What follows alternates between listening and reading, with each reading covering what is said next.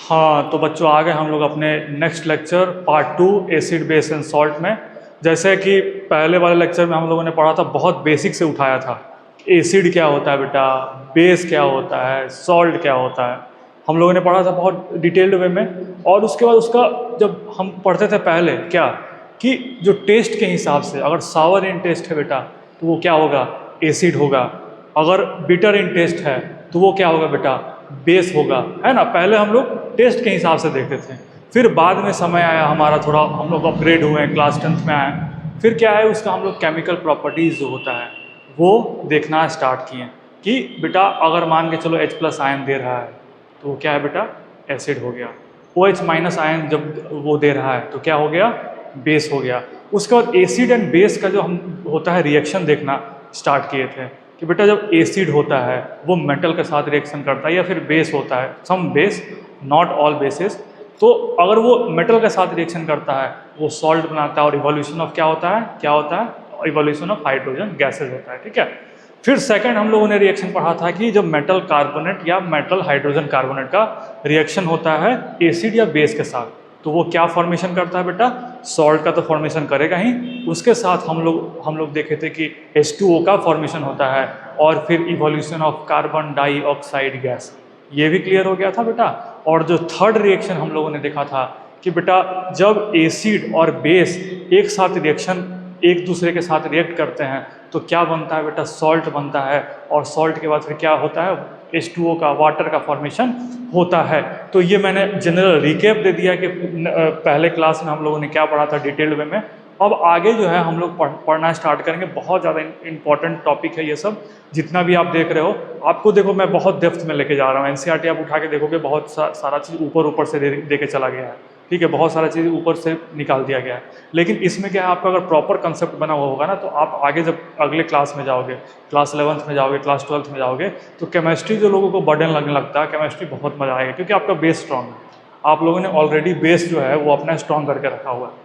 क्योंकि देखो बेटा NCERT का ये फीचर होता है कि वो एक लाइन देगा उसके बाद छोड़ देगा।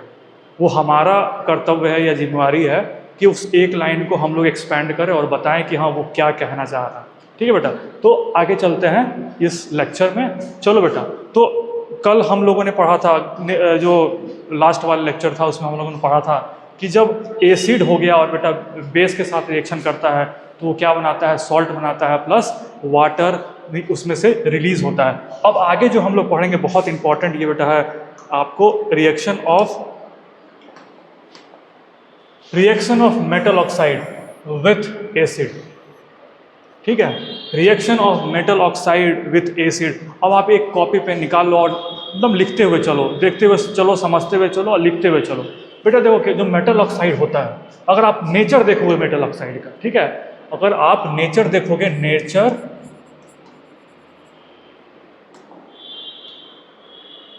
नेचर ऑफ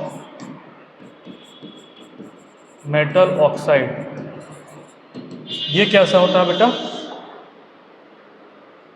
ये बेसिक इन नेचर होता है। कैसा होता है, बेसिक इन नेचर होता है। ये याद रखना है आपको, क्या होता है बेटा, बेसिक इन नेचर होता है। नेचर ऑफ मेटल ऑक्साइड कैसा होता है, बेसिक इन नेचर होता है। जैसे कि एग्जांपल आपको हो गया, आपको बहुत सारा ऑक्साइड आपको मिलेगा, जैसे आपको कॉपर ऑक्साइड, ये एग्जांपल जो यहाँ पे दिया हुआ है, ये क्या है, इसका नेचर क्या है बेटा, बेसिक इन नेचर ये होता है। और दूसरा जो इंपॉर्टेंट है बेटा आपका, जैसे nature of non metal oxide, ये कैसा होता है बेटा, एसिडिक इन नेचर होता है। कैसा होता है, एसिडिक इन नेचर। ये आपको याद रखना है, ठीक है। ये है बेसिक इन नेचर, ये देख रहे हो आपको बेटा, ये बेसिक इन नेचर है, और ये आपको ये एसिडिक इन नेचर है, और ये बेसिक इन नेचर होता है। अब इसका एग्जांपल आप देखोगे, जैसे आप सुनते हो कार्बन डाइऑक्साइड, कार्बन डाइऑक्साइड जब ओशन में मिल जाता है, बहुत ज़्यादा कार्बन डाइऑक्साइड जो है वो अगर ओशन में चला जाता है तो क्या हो जाता है, एसिडिफिकेशन ऑफ ओशन, ओशियन जो होता है एसिडिफाई हो जाता है। क्यों एसिडिफाई हो रहा है? क्योंकि नेचर ऑफ दिस पर्टिकुलर जो आपको नॉन मेटल ऑक्साइड है, क्योंकि बेटा कार्बन होता है नॉन मेटल होता है, उसका ऑक्साइड क्या हो गया? Carbon dioxide. तो ये जनरली क्या होता है? एसिडिक इन नेचर होता है। जब आप ये देखोगे, जब आप कोल्ड ड्रिंक वगैरह पीते हो तो उसमें कंप्रेस CO2 उसमें डाला जाता है, तो जनरली क्या होता है? वो हल्का सा एसिडिक इन नेचर शो करता है, क्योंकि CO2 का नेचर है कि वो जहाँ भी मिलेगा वो एसिड की तरह एक्ट करेगा। चलो बेटा वो आगे चलते हैं। अब इसमें देखो बेटा, एक्टिविटी जो तो आपका दिया हुआ है एक्टिविटी 2.7, आपको कॉपी बुक निकाल लेना है। बुक निकाल के उसके बाद एक्टिविटी देखते हुए चलना है कि कौन सा एक्टिविटी सर बता रहे हैं, कौन सा। ये सारा एक्टिविटी आपका जो है NCERT में प्रोवाइडेड है और आपको देखते हुए चलना है इसको, ठीक है। Take a small amount of copper oxide in a beaker, slowly add dilute hydrochloric acid. ठीक है बेटा, हाइड्रोक्लोरिक एसिड आपको ऐड करना है। कॉपर ऑक्साइड हो गया और हाइड्रोक्लोरिक एसिड ऐड करना है to the beaker while stirring in the mixture. अब बेटा एक कंसेप्ट आपको यहाँ पे समझ लेना, reaction of metal oxide with acid है, ठीक है। रिएक्शन ऑफ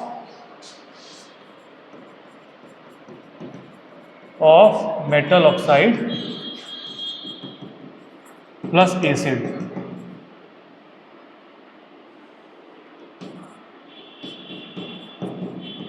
अब आपको देखो ये समझना है, मैंने अभी क्या बताया था बेटा, मेटल ऑक्साइड का नेचर क्या होता है। मेटल ऑक्साइड का नेचर जो अभी CuO अभी आपने जो एक्टिविटी में देख रहे थे, इसमें इसका मेटल ऑक्साइड का नेचर कैसा होता है? ये बेसिक इन नेचर होता है। कैसा होता है? बेसिक इन नेचर होता है। अब इससे पहले हम लोगों ने लेक्चर में ऑलरेडी पढ़ चुके हैं वो रिएक्शन अभी यहाँ पे आएगा और आप ही बताओगे कि क्या प्रोडक्ट क्या फॉर्म होगा। अब देखो बेटा, मेटल ऑक्साइड मतलब बेसिक हो गया। अब ये बताओ कि बेस प्लस एसिड ये जब रिएक्ट करेगा तो क्या फॉर्म करेगा? ये जब रिएक्ट करेगा तो क्या फॉर्म करेगा? बहुत सिंपल सा है कि अगर एसिड प्लस बेस का रिएक्शन होगा तो ये क्या बनाएगा बेटा? सॉल्ट बनाएगा प्लस वाटर रिलीज होगा। इतना समझ में आ रहा है आप लोगों को? बस और कुछ नहीं करना है, सिर्फ आपको घुमाया गया है कि reaction of metal oxide. Metal oxide already basic in nature है, बेसिक इन नेचर को जब एसिड के साथ रिएक्शन होगा तो क्या बनाएगा बेटा? सॉल्ट बनाएगा प्लस वाटर बनाएगा। कंसेप्ट क्लियर हो गया? अब आगे चलते हैं एक्टिविटी 2.7 पे। अब देखो बेटा क्या है कि small amount of copper oxide, यहाँ पे एक कॉपर ऑक्साइड क्या है बेटा? कॉपर ऑक्साइड जब है मेटल ऑक्साइड, मेटल ऑक्साइड का मतलब है कि ये बेसिक इन नेचर होगा। क्या होगा? बेसिक इन नेचर होगा। ठीक है, इतना समझ में आ रहा है आप लोगों को? Slowly add dilute hydrochloric acid. अब इसमें क्या डालना है बेटा? हाइड्रोक्लोरिक एसिड, मतलब ये एसिड हो गया। एसिड हम लोगों ने इसमें डाल दिया और बीकर में स्टेयर करना स्टार्ट कर दिया slowly. Observe the change in the solution. Colour जो होता है बेटा, कलर चेंज कैसा होगा? पहला क्वेश्चन। दूसरा है कि देखो बेटा क्या होगा कि अब रिएक्शन आपको देखना है कि कॉपर ऑक्साइड जो है, कॉपर ऑक्साइड देख रहे हो, ये क्या है? मेटल ऑक्साइड, मतलब बेसिक इन नेचर हो गया। ये एसिड के साथ फॉर्म करेगा तो ये क्या बनाएगा? Copper chloride, CuCl2। क्या बनाएगा? कॉपर क्लोराइड का फॉर्मेशन करेगा और वाटर रिलीज करेगा, मतलब सॉल्ट प्लस वाटर। ये दिख रहा है आपको? कंसेप्ट क्लियर है? अब ये पूछ रहा है कि observe the colour change in the solution. देखो बेटा, जो कलर चेंज होगा, मतलब पहले कॉपर ऑक्साइड था, इसमें HCl आप डालें तो जो कॉपर क्लोराइड का कलर होगा वही सॉल्यूशन का बीच में कलर होगा। और कॉपर क्लोराइड का ये आपको याद रखना है कि ब्लू ग्रीन, ठीक है, ब्लू ग्रीन जो होता है कलर, ये कॉपर क्लोराइड का होता है। CuCl2 का जो कलर होता है बेटा कैसा होता है? ये ब्लू ग्रीन होता है। इसको आप एक बार मार्क कर लो।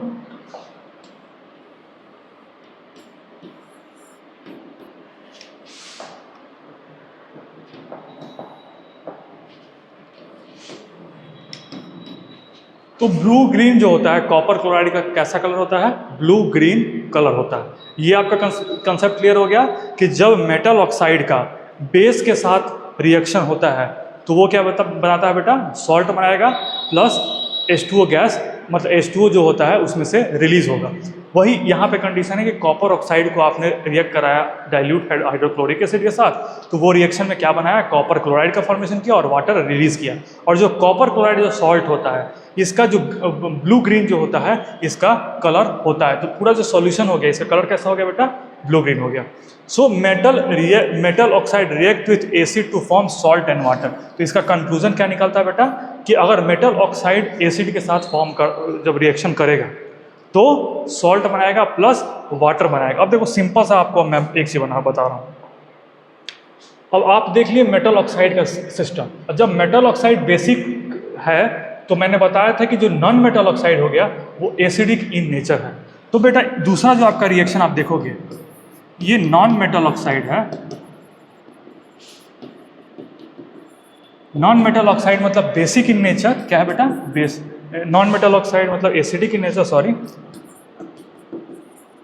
Acidic in nature. ये रिएक्ट करेगा बेस के साथ तो क्या बनाएगा बेटा, सॉल्ट बनाएगा प्लस वाटर बनाएगा। ये समझ में आ रहा है आपको। बस वो जो आपको था मेटेलिक ऑक्साइड, ये आपको बेसिक इन नेचर था, और नॉन मेटेलिक ऑक्साइड जो होता है वो आपको एसिडिक इन नेचर था। अब एग्जांपल आप देखते चलो, इसमें आपको मान के चलो कि कोई भी आप जैसे नॉन मेटेलिक ऑक्साइड ले लो, CO2, ठीक है, इतना आपको समझ में आ रहा है। बेस क्या है, calcium hydroxide, CaOH whole twice. ये समझ में आ रहा है, कैल्शियम हाइड्रोक्साइड बेस हो गया, क्योंकि OH आयन लगा हुआ है तो ये बेस हो गया, ये एसिड हो गया। अब देखो वर्ड बेटा, सॉल्ट क्या बनता है, कैल्शियम कार्बोनेट। ये आप पढ़ते हुए आ रहे हो बार बार कि CaOH होल ट्वाइस को CO2 के साथ रिएक्शन कराएंगे तो CaCO3 प्लस वाटर रिलीज होगा। लेकिन आज ये आपका कंसेप्ट क्लियर हो गया कि CO2 जो होता है बेटा एसिडिक इन नेचर होता है। जब ये बेस के साथ कंबाइन करेगा तो सॉल्ट बनाएगा प्लस वाटर जो है वो रिलीज करेगा। ये आपका कंसेप्ट क्लियर हो गया। अब बेटा आगे चलते हैं। देखो सेम यही है कि सिमिलरली नॉन मेटेलिक ऑक्साइड, जो नॉन मेटेलिक ऑक्साइड है ये रिएक्ट करेगा बेस के साथ, ठीक है, it form salt and water. Same वही मैंने जो अभी कंसेप्ट क्लियर किया वही था। कंक्लूजन क्या हो गया कि जो मेटेलिक ऑक्साइड हो गया बेटा, मेटेलिक ऑक्साइड ये क्या होता है बेटा, बेसिक इन नेचर होता है, बेसिक इन नेचर। ये फर्स्ट कंक्लूजन। सेकंड कंक्लूजन क्या है, नॉन मेटेलिक ऑक्साइड ये कैसा होता है, एसिडिक इन नेचर, ठीक है। बस एकदम देखते चलना है। ये देखो कुछ नहीं कर रहा है, ये घुमा फिरा के तुमको लाएगा एक ही जगह, ठीक है। एक बार तुम्हारा कंसेप्ट क्लियर है कि अगर इसके साथ ये रिएक्शन होगा तो क्या प्रोडक्ट देगा, और कुछ नहीं है भाई, बस और कुछ करना ही नहीं है। एक बार आपका एक इससे पहले कंसेप्ट क्लियर हो गया ना, बस ये घुमाते रहेगा, आपका जो है प्रोडक्ट फॉर्मेशन होते रहेगा।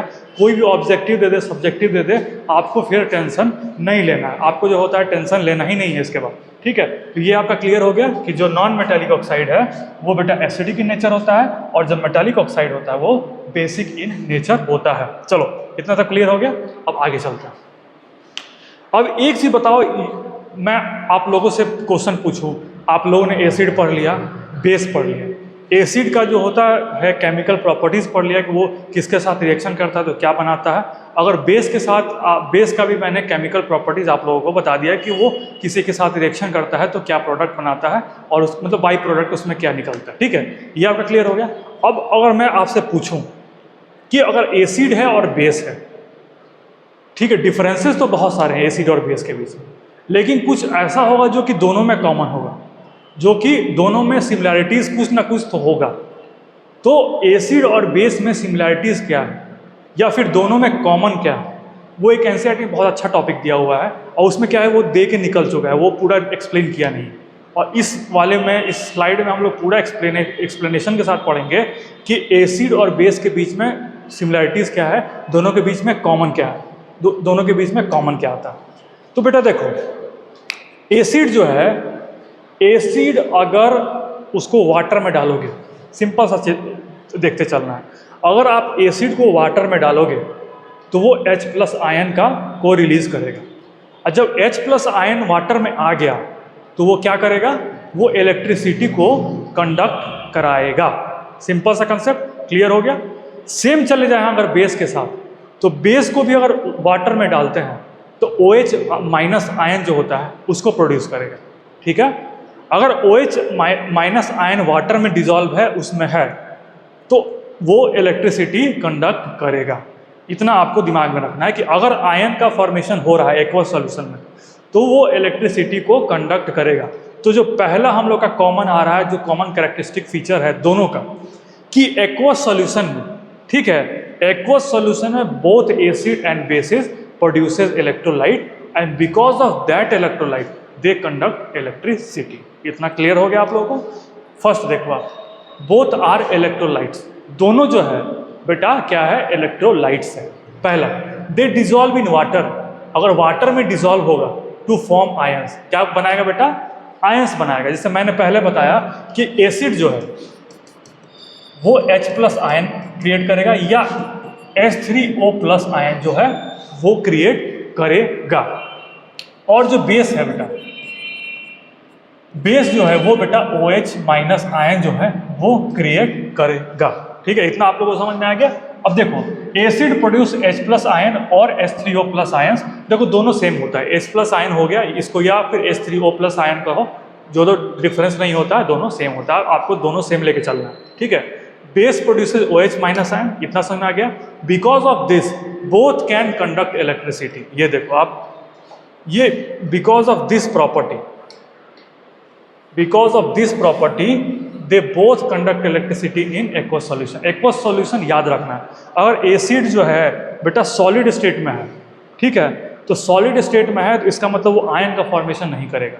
इतना क्लियर हो गया? और जब आयन का फॉर्मेशन नहीं करेगा तो इलेक्ट्रिसिटी भी कंडक्ट नहीं करेगा। आपको सिंपल सा चीज लेके चलना है, जैसे NaCl सॉल्ट हो गया, ठीक है, NaCl सॉल्ट हो गया, अगर आप उसको उसके अंदर वायर को डालोगे, ठीक है, एक्सपेरिमेंट घर पे मत करना, लेकिन मैं बता रहा हूँ आपको, देखना कैसे है। आप सॉल्ट ले लिए, ठीक है, NaCl सोडियम क्लोराइड, उसमें आप एक तरफ से जो होता है वो आपको पॉजिटिव, एक तरफ से निगेटिव आके वायर लगा दी, वो इलेक्ट्रिसिटी कंडक्ट नहीं करेगा। क्योंकि क्या, क्यों नहीं करेगा? क्योंकि वो सॉलिड स्टेट में है।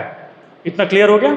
जब उसमें हम लोग पानी ऐड करते हैं, वाटर, जब NaCl में हम लोग वाटर ऐड करते हैं तो वो दो आयन का फॉर्मेशन करता है, Na+ और +Cl- आयन का फॉर्मेशन कर दिया। और जब आयन का फॉर्मेशन होगा तब वो क्या होगा, इलेक्ट्रिसिटी को कंडक्ट करेगा। सेम वही कंसेप्ट यहाँ पे आता है कि बेटा एसिड जो है, एसिड को जब तुम वाटर में डालोगे तो H+ आयन क्रिएट करेगा। इतना क्लियर हो रहा है? और जब H+ आयन क्रिएट करेगा उस केस में क्या होगा कि वह इलेक्ट्रिसिटी प्रोड्यूस करेगा। सिंपल से एक्वस सॉल्यूशन एसिड का होना जरूरी है, या फिर मतलब उसको डिसॉल्व करना जरूरी है। एक्वस सॉल्यूशन उसका होना एकदम नेसेसरी है, एसिड हो या बेस हो, दोनों को अगर एक्वस सॉल्यूशन में नहीं है वो, तो वो क्या होगा, वो इलेक्ट्रिसिटी कंडक्ट नहीं करेगा। ये कंसेप्ट क्लियर हो गया आप लोगों का? सेकंड देखें, both can cause chemical reaction. आप लोगों ने पढ़ते हुए आप लोग आ रहे हैं, एकदम पूरा जो होता है फर्स्ट वाला जो मेरा लेक्चर था उसमें था कि एसिड भी रिएक्शन कर रहा है, साथ साथ बेस भी रिएक्शन कर रहा है, और दोनों रिएक्शन करके प्रोडक्ट्स बना रहे हैं। इसका मतलब क्या है कि both can cause chemical reaction, दोनों में इतना एबिलिटी है कि दोनों जो है केमिकल रिएक्शन कंडक्ट करा सकते हैं। They react with indicators like litmus, phenolphthalein, methyl orange and show colour changes. देखो दोनों में ये कैरेक्टरिस्टिक फीचर हम लोगों ने पहले बताया था कि इंडिकेटर्स हम लोगों ने पढ़ा, लिटमस हम लोगों ने पढ़ा, लिटमस में क्या पढ़ा कि रेड लिटमस ब्लू कौन होता है, ब्लू लिटमस रेड कौन सा होता है, फिनोप्थलीन पिंक कब हो जाता है, ठीक है, एसिड में कलरलेस होगा, बेस में पिंक हो जाएगा। मिथाइल ऑरेंज का हम लोगों ने तीन पढ़ा है कि मिथाइल ऑरेंज जो होता है वो एसिड में रेड होगा, आपको न्यूट्रल जब ट्रांजिशन फेज में होगा या फिर न्यूट्रल सॉल्यूशन होगा उस केस में आपको क्या होगा कि वो ऑरेंज होगा और उसका फिर वो येलो हो जाएगा। ठीक है, जब बेसिक सॉल्यूशन आएगा तो हम लोगों ने पढ़ा। तो इसका मतलब क्या है कि दे जनरली क्या होता है कि इंडिकेटर के साथ मिलते हैं और इंडिकेटर के साथ मिलने के बाद कलर शो करते हैं, कलर जो होता है चेंज जो होता है वो शो करते हैं। तो सेकंड आपका जो होता है पॉइंट क्लियर हो गया। थर्ड हो गया कि they are corrosive in nature in concentrated form. अब देखो बेटा आगे जब चलोगे तो डाइल्यूशन क्या होता है, कंसंट्रेशन क्या होता है। तुम देखते हो बहुत जगह लिखा होता है कंसंट्रेटेड H2SO4, मतलब कंसंट्रेटेड H2SO4 सल्फ्यूरिक एसिड, या फिर कंसनट्रेटेड HCl, मतलब क्या है, कंसनट्रेटेड हाइड्रोक्लोरिक एसिड। इतना समझ में आ रहा है? तो कंसनट्रेटेड, अभी इससे पहले जो हम लोगों ने रिएक्शन पढ़ा था उसमें क्या था, डाइल्यूट हाइड्रोक्लोरिक एसिड। तो कंसनट्रेटेड क्या हो गया, डाइल्यूट क्या हो गया। डाइल्यूट जो आगे हम लोग को पढ़ना है, वैसे ऐसे जान लो कि अगर एसिड में मिला, सिंपल भाषा में समझो कि अगर एसिड में मिलावट नहीं है, ठीक है बेटा, अगर एसिड में कोई भी मिलावट नहीं है, एसिड आया, एसिड एकदम रॉ फॉर्मेट में अपना है, कोई भी उसमें डाइल्यूट, मतलब जो कोई भी है उसमें ऊपर से आप एडिशन वगैरह कुछ नहीं किए, तो वो क्या है, कंसनट्रेटेड फॉर्म में, ठीक है। अब क्या किए, उसमें वाटर डालना शुरू कर दिए। वाटर जब डालना शुरू करोगे तो उसका कंसंट्रेशन कम होते जाएगा एसिड का, ठीक है। एसिड का जब कंसंट्रेशन कम होगा सॉल्यूशन में तो उस प्रोसेस क्या बोलते हैं, डाइल्यूशन बोलते हैं। मतलब वो क्या है, डाइल्यूटेड हाइड्रोक्लोरिक एसिड है, वो कंसंट्रेटेड नहीं है। तो इसमें प्रॉपर्टी क्या है बेटा कि अगर एसिड हो या बेस हो, दोनों अपने कंसंट्रेटेड फॉर्मेट में, ठीक है, not diluted format. Diluted format में जैसे आप विनेगर यूज़ करते हो, ठीक है, उसमें होता है एसिटिक एसिड, मतलब 2 से 5% होता है एसिडिक एसिड, वाटर में डाल के विनेगर बनाते हैं, लेकिन वो इफेक्ट नहीं करता है बहुत ज़्यादा। इफेक्ट जो होता है वो अपने तो आपके बॉडी पे, क्योंकि आप सैलड में डालते हो उसको, सैलड में यूज़ करते हो डाल के, तो नहीं होता है। लेकिन वही जब कंसनट्रेटेड फॉर्म में कोई भी एसिड हो या फिर बेस हो, वो जनरली कोरोसिव इन नेचर होता है, वो सरफेस को खराब करेगा, वो जहाँ भी गिरेगा वो सरफेस जो है वो खराब करेगा, ठीक है। इसलिए आपको आगे चलोगे तो एक साइन आता है कि जैसे एसिड गिरता है तो पूरा हाथ वगैरह बर्न हो जाता है, वो कंसनट्रेटेड का कारण है, ठीक है। जितना ज़्यादा एसिड का या बेस का कंसनट्रेशन ज़्यादा होगा वो कोरोसिव नेचर ज़्यादा शो करेगा। इतना क्लियर हो गया कि both are corrosive in nature. अब देखो बेटा, both can neutralise each other. Both can neutralise each other का मतलब क्या होता है, इससे पहले हम लोगों ने पढ़ा था, एसिड अगर बेस के साथ रिएक्शन करेगा तो वो न्यूट्रलाइजेशन रिएक्शन होता है। इसको बोलते हैं कि एसिड प्लस बेस वो बनाता है सॉल्ट प्लस वाटर। सिमिलरली अगर बेस प्लस एसिड कर दें कोई ज़्यादा डिफरेंस नहीं आएगा। बेस को जब एसिड में डाल दें तो वो भी न्यूट्रलाइजेशन रिएक्शन शो करेगा, मतलब वाइस वर्सा है कि एसिड को अगर हम बेस के साथ रिएक्शन करें वो भी सॉल्ट एंड वाटर बनाएगा, और बेस के को एसिड के साथ रिएक्शन करें तो वो भी सॉल्ट एंड वाटर। इसमें कोई ज़्यादा कॉम्प्लिकेशन नहीं होना चाहिए आप लोगों को। तो ठीक है, यही आपको 4 पॉइंट है जो कि सिमिलैरिटीज़ है बोथ एसिड एंड बेस में, ठीक है। अगर आप पूछ दें कि what do all acid and all basis have in common, दोनों में क्या होता है, तो दोनों में ये जो होता है बेटा ये हमेशा होगा। ये जो होता है देखो बेटा, ये क्या होता है, केमिकल रिएक्शन, फिर ये आपको ये कंसंट्रेटेड फॉर्म में होता है, ये डाइल्यूशन फॉर्म में नहीं होता। लेकिन ये वाला जो केस है, both are electrolytes, both produces electrolytes in the aqueous solution, ये आपका यूनिवर्सल है बेटा, ठीक है। ये यूनिवर्सल है, मतलब हमेशा, ऑल अगर पूछे मतलब हमेशा ये करेगा। इतना क्लियर हो गया। अब आगे चलता है, ठीक है बेटा। ये देखो, बोथ एसिड एंड बेसिस, क्या मैंने बताया था, both acid and basis in water produce ions that help in conduction of electricity, ठीक है।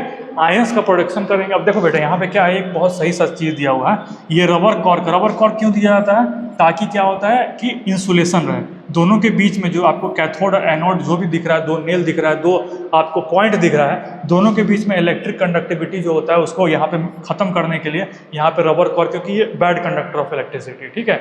यहाँ पे हम लोग 2 नेल लगाएं और फिर आपको बीकर में डाइल्यूट हाइड्रोक्लोरिक एसिड डाल दी। डाइल्यूट का मतलब मैंने बता दिया कि डाइल्यूट किसको बोलते हैं, जब पानी में ऐड कर देंगे HCl को तो वो क्या हो जाएगा बेटा, डाइल्यूट हो जाएगा, डाइल्यूट हाइड्रोक्लोरिक एसिड हो गया। अब ये बीकर हो गया, जब डाइल्यूट हाइड्रोक्लोरिक एसिड को एक्वस फॉर्म में डालेंगे तो बेटा यहाँ पे क्या होगा, बल्ब जो होगा वो ग्लो करेगा। बल्ब जो होता है वो ग्लो करेगा। ये क्या शो करता है बेटा कि एसिड और बेस दोनों अगर वाटर में डालेंगे, मतलब एक्वस सॉल्यूशन में डालेंगे, तो वो इलेक्ट्रिसिटी को कंडक्ट करता है। चलो अब आगे चलते हैं। अब देखो, ये बहुत अच्छा एक एक्टिविटी है तुम्हारा, ये वाला एक्टिविटी 2.9, ठीक है। एक्टिविटी 2.9 है जो तुम्हारा ये वाला है, रुक जाओ मैं लिख देता हूँ 2.9। ये देखते चलना है, बहुत ज़्यादा इंपॉर्टेंट एक्टिविटी आपका। We take about 1 gram of solid NaCl। आप 1 ग्राम सॉलिड NaCl लिए in a clean and dry test tube and set up apparatus. Now we add some concentrated sulfuric acid to the test tube. ठीक है, NaCl लिए, उसके ऊपर आप लोगों ने क्या किया, सल्फ्यूरिक एसिड कंसंट्रेटेड डाल दिया। We observe the production of gas, we test the gas evolve successively through the dry and wet litmus paper, dry हो गया और wet litmus paper, and observe the change in the colour of the litmus paper in both cases. अब देखो क्या करना है इसमें, देखो क्या है बेटा, 1 ग्राम आप लोगों ने क्या लिया, सॉल्ट लिया, ठीक है, सॉल्ट लिया, 1 ग्राम सॉल्ट लिया, उसके बाद फिर दोनों को क्या किया कि we take 1 gram of solid NaCl in a clean and dry test tube and set up apparatus, now we add some concentrated sulphuric acid in the test tube. आप क्या कर दिए कि एक सॉल्ट, ये देखो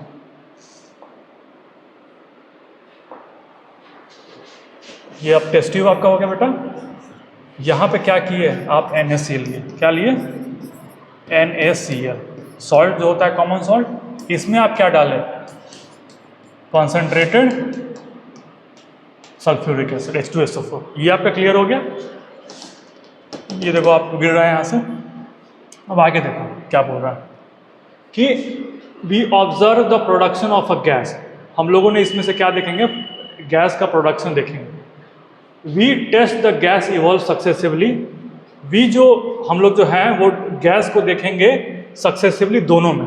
अब देखो इसमें से क्या होता है, आपको रिएक्शन देखना पड़ेगा।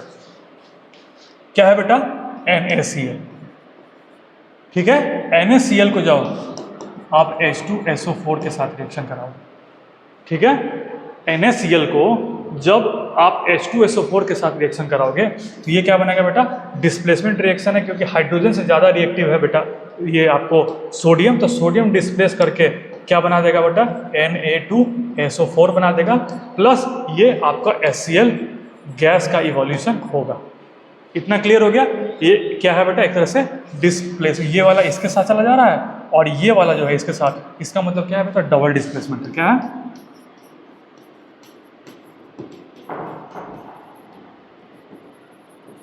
Double displacement reaction. अब इसमें क्या बोल रहा है बेटा कि जब ये हाइड्रोक्लोरिक जो एसिड का गैस होता है, गैस जब इवॉल्व हो रहा है, HCl का गैस जो इवॉल्व हो रहा है, इसको हम 2 चीज़ में टेस्ट करेंगे। क्या चीज़ में टेस्ट करेंगे, एक ड्राई लिटमस में टेस्ट करेंगे, एक तुमको क्या करेंगे कि वेट लिटमस। अब एक चीज़ बताओ तुम्हारे हिसाब से क्या होना चाहिए, एक को हम ड्राई लिटमस के साथ टेस्ट कर रहे हैं, एक को हम जो है वेट लिटमस के साथ टेस्ट कर रहे हैं। इससे पहले हम लोगों ने बताया था कि एसिड जो है अपना प्रॉपर्टी कब शो करेगा, जब वो आपको, ये देखो इसमें बोला है कि कलरलेस गैस इज इवॉल्व, तो बेटा कलरलेस गैस क्या हो गया, HCl गैस जो है वो आपको कलरलेस गैस। इतना क्लियर हो गया। There is no colour change in dry blue litmus paper. पहला ऑब्जर्वेशन क्या है कि ड्राई लिटमस पेपर में कोई no colour change, colour change नहीं हो रहा है। आगे है ब्लू लिटमस पेपर, हाँ ठीक है, wet litmus paper turns red blue litmus paper, ठीक है, इसमें चेंज आ रहा है, वेट में चेंज आ रहा है, लेकिन ड्राई में चेंज नहीं आ रहा। अब देखो ये सॉल्यूशन आप लोगों को मैंने बता दिया था कि जब NaCl को H2SO4 के साथ रिएक्शन कराओगे तो NaHSO4 प्लस HCl का फॉर्मेशन होगा, NaHSO4, हाँ ठीक, यहाँ पे मैंने Na2SO4 कर दिया। चलो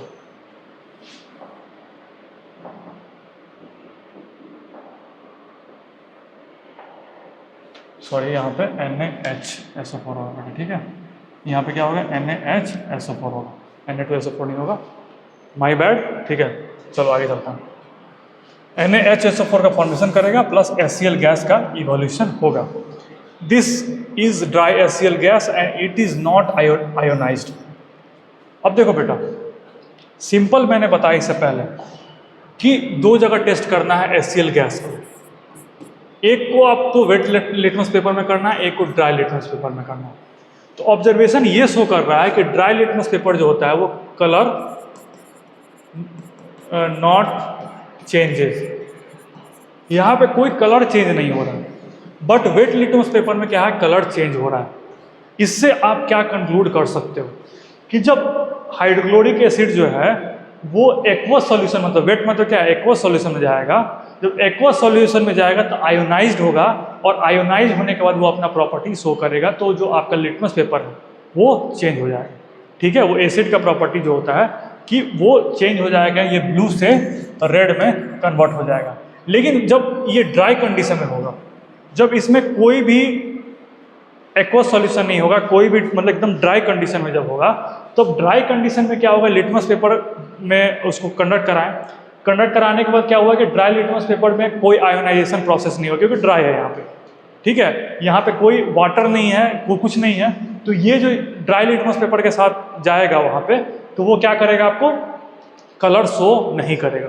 ठीक है, कलर क्यों नहीं शो करेगा, क्योंकि आयोनाइजेशन प्रोसेस नहीं हो रहा है। और आयोनाइजेशन प्रोसेस क्यों नहीं हो रहा है, क्योंकि यह एक्वस सॉल्यूशन नहीं है, इसका मतलब वाटर के साथ ये नहीं। अगर इसको वाटर के साथ यहाँ पे डाल दीजिए तो ये दोनों कंडीशन में आपको ड्राई में भी चला जाएगा, वेट में भी चला जाएगा, दोनों में अपना कलर जो होता है वो शो करेगा। लेकिन ये एक्वस नहीं है, नॉर्मल हम HCl लिए हैं एकदम पूरा फॉर्म में, गैसियस फॉर्म में। जब ये वेट के साथ रिएक्ट कर रहा है तो ये आयोनाइजेशन प्रोसेस कर रहा है, और आयोनाइजेशन के बाद फिर वो अपना प्रॉपर्टी एसिड का शो कर रहा है, यहाँ पे कलर चेंज आ रहा है। यहाँ पे आयोनाइजेशन नहीं हो रहा है, नो आयोनाइजेशन, इसके कारण से क्या होता है, कलर कोई चेंज नहीं आ रहा। तो देखो आप बेटा, यही आपको यहाँ पे बताया जा रहा है कि when sodium chloride react with concentrated acid, hydrogen chloride gas is produce. ये आपका कलर सही, ये सही हो गया आपका। उसका फिर क्या है कि this is dry HCl gas and it is not ionized, so when HCl gas come in contact with dry blue litmus paper, there is no change in color change नहीं होगा। when HCl gas comes in contact with wet and moist litmus paper, get ionized and release hydrogen ion, so the color of blue litmus paper change to red, blue से red में litmus paper convert हो गया। ठीक है, तो we can conclude that dry HCl gas does not release H+ ion। अगर dry HCl gas है तो वो बेटा वो H+ आयन रिलीज नहीं करेगा। और जब HCl गैस को हम लोग ये करेंगे कि आपको क्या कहते हैं, एक्वस सॉल्यूशन में डालेंगे, तब जाके वो H3O+ और H+ आयन जो होता है वो शो करता है। इतना आपको समझ में आ गया? चलो आगे चलते हैं। ये आपको क्लियर हो गया? यही एक्टिविटी में दिया हुआ, ये आपको लिटमस पेपर हो गया। यहाँ पे क्या हुआ कि आपको 2 लिया गया है यहाँ पे, उसके बाद फिर आपको ये टेस्टिंग हो गया, पेयर थिंग्स जो भी एक्टिविटी जो 2.9 यहाँ से आपको कंडक्ट कराया गया। एक ड्राई लिया गया है, एक आपको ये लिया गया है, वेट लिया गया है। तो ड्राई में जो होता है आयोनाइजेशन नहीं हो रहा है, ड्राई में ड्राई लिटमस नो आयोनाइजेशन, और वेट में आयोनाइजेशन प्रोसेस हो रहा है, और उस केस में आयोनाइजेशन प्रोसेस नहीं हो रहा। ठीक है, this activity shows that acid and basis produces ions in aqueous solution. ये एक्टिविटी क्या शो करता है कि जो एसिड और बेस होता है वो एक्वस सॉल्यूशन में ही जो होता है वो आपको आयंस का फॉर्मेशन करता है। अगर एक्वस सॉल्यूशन नहीं होगा तो वो आयंस का फॉर्मेशन नहीं करेगा, सिंपल सा, एसिड हो या बेस। ये आपका एकदम एक्टिविटी क्लियर हो गया, जो भी था एक्टिविटी 2.9 वो क्लियर हो गया। अब आगे चलते हैं। अब बेटा है कि when water is mixed with acid and base. ठीक है, अब देखो ये देखना है क्या है कि जनरली देखा जाता है, आपको हमेशा मिलेगा कि एसिड को अगर आप बेस को कंसंट्रेटेड फॉर्म में या फिर कोई फॉर्म में है, अगर आप वाटर में डालोगे मतलब डाइल्यूशन करोगे, तो वो प्रोसेस क्या होता है, एक्सोथर्मिक प्रोसेस। क्या होता है बेटा, एक्सोथर्मिक प्रोसेस। अब मैंने फर्स्ट चैप्टर में बताया था कि एक्सोथर्मिक प्रोसेस क्या होता है और एंडोथर्मिक प्रोसेस क्या होता है। एक्सोथर्मिक प्रोसेस वैसा प्रोसेस होता है जो जहाँ पे एनर्जी रिलीज होता है। एक्सो मतलब बाहर की तरफ, एक जैसे होता है ना एक्सो प्लैनेट मतलब बाहर वाली प्लैनेट। तो इसका मतलब क्या होता है, एक्सोथर्मिक रिएक्शन मतलब थर्मल मतलब क्या होता है, हीट बाहर की तरफ निकल रहा है, वो एक्सोथर्मिक हो गया। और इंडो मतलब हो गया आपको इंडो मतलब इन, और फिर थर्मिक मतलब हीट हो गया। अगर हीट जो होता है आ रहा है या फिर आप दे रहे हो तब केमिकल रिएक्शन हो रहा है तो उसको एंडोथर्मिक रिएक्शन। ये आपको क्लियर हो गया है? ठीक है, तो when water is mixed with acid and basis, तो जनरली देखोगे कि बेटा एसिड या बेस को अगर आप वाटर में डालोगे तो वो क्या है, एक्सोथर्मिक रिएक्शन शो करता है। इतना क्लियर है। और ये भी बोला जाता है कि जब कंसंट्रेटेड फॉर्म में एसिड या बेस हो, ठीक है, अगर कंसंट्रेटेड फॉर्म में एसिड या बेस हो उसको आराम आराम से डालना चाहिए वाटर में या फिर बीकर में। अगर आप एक बैग डाल दोगे तो इतना ज़्यादा हीट रिलीज करेगा, क्योंकि ऑलरेडी एक्सोथर्मिक रिएक्शन है और उसका तुम एसिड का कंसंट्रेटेड फॉर्म अगर डालोगे, इतना ज़्यादा हीट जो होता है जनरेट करेगा कि वो या तो स्प्लैश हो जाएगा, हाथ वगैरह में बर्निंग आ जाएगा, या फिर तुम्हारा जो होता है कंप्लीट जो सेटअप आप किए हुए बीकर फोड़ फाड़ देगा, ठीक है, मतलब वो विध्वंस कर देगा पूरा, जिसको बोलते हैं ना विध्वंसकारी रिएक्शन, वही आपका रिएक्शन है। कि एसिड आपको है ना, इसलिए यहाँ पे क्वेश्चन लगाया जाता है ये वाला, आपको देख रहे हो ना, एसिड बहुत ज़्यादा बर्निंग सेंसेशन करता है, बहुत खतरनाक चीज़ होता है, ठीक है। और इसको जब वाटर में डालोगे तो आपको बहुत प्रिकॉशन के साथ डालना है, धीरे धीरे डालना है, कंटिन्यूस उसको स्टेयर करते रहना है। अगर ये प्रोसेस नहीं अपनाओगे तो इतना ज़्यादा हीट रिलीज होगा, हीट इतना ज़्यादा रिलीज होगा कि आपके या तो हाथ में स्प्लैश हो जाएगा या फिर बीकर तोड़ देगा, ठीक है। तो ये क्या विध्वंसकारी रिएक्शन, ठीक है, ये एक्सोथर्मिक है, वो विध्वंस कर देगा सारा चीज़। अब आगे चलते हैं, देखो देखते हैं इसमें कि the process of dissolving N acid and base is highly exothermic. क्या बेटा, मैंने क्या बताया, एक्सोथर्मिक रिएक्शन है। क्या है, एक्सोथर्मिक रिएक्शन, ठीक है। The acid must be added slowly in water with constant stirring, ठीक है, इतना आपको क्लियर हो गया। If water is added to concentrated acid the heat generated is so high that it may cause mixture to splash out and cause burn, ठीक है। इसलिए बोला जाता है कि जब कंसंट्रेटेड एसिड आप ले रहे हो उसको आप धीरे धीरे डिजोल्व करो, नहीं तो इतना ज़्यादा हीट जनरेट कर देगा ना कि फिर आप उसको कंट्रोल नहीं कर पाओगे, या तो आपका हाथ बर्न आउट हो जाएगा या फिर आपका जो बीकर वगैरह जो सेटअप है वो खत्म हो जाएगा, वो विध्वंस कर देगा, क्योंकि एक्सोथर्मिक रिएक्शन है, ठीक है। इतना आपको क्लियर हो गया। अब आगे चलते हैं बेटा। अब बेटा मैंने बताया था डाइल्यूशन क्या होता है। डाइल्यूशन में मैंने बताया था एक होता है कंसंट्रेशन, कंसंट्रेटेड सॉल्यूशन, एक होता है बेटा क्या होता है, डाइल्यूटेड सॉल्यूशन।